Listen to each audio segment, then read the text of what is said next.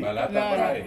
ועכשיו ככה, אני שתי מילים אני חייבת להגיד לכם, כי אין ארוחות חינם, נכון? אז אתם לא יודעים איזה נחת יש לי, שאני מצליחה, שיש לי בשביל מי להכין, ויש לי כוחות להכין. זה לא מובן מאליו, כי כשהייתי ילדה, הייתי יושבת עם אבא שלי ועם אחי, וזה היה המשפחה. ותמיד כשהייתי רואה משפחות גדולות יושבות, וזו הייתה הקינה שלי, לא באוטו, לא וחשבתי לי שזה מה שאני אעשה כשאני אהיה גדולה. ובניתי מה שבניתי, ולצערי חלק איננו.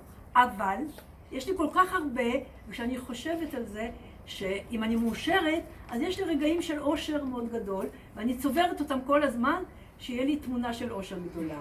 וכשאני רואה פה, כל האנשים שאני אוהבת, חוץ מהבת שלי, את כולם אני אוהבת פה ואני אוהבת שהם באים. וזה ששיקה אמר שזה קשה, הקושי מתגמד לעומת ההנאה שיש לי לראות את כולכם ביחד, שלא מובן לי מאליו, לא בטוח שהייתי מצליחה תמיד, ואני הצלחתי, ואני מאוד שמחה וגאה, ואני אוהבת את כולם, ושתמיד נהיה ביחד.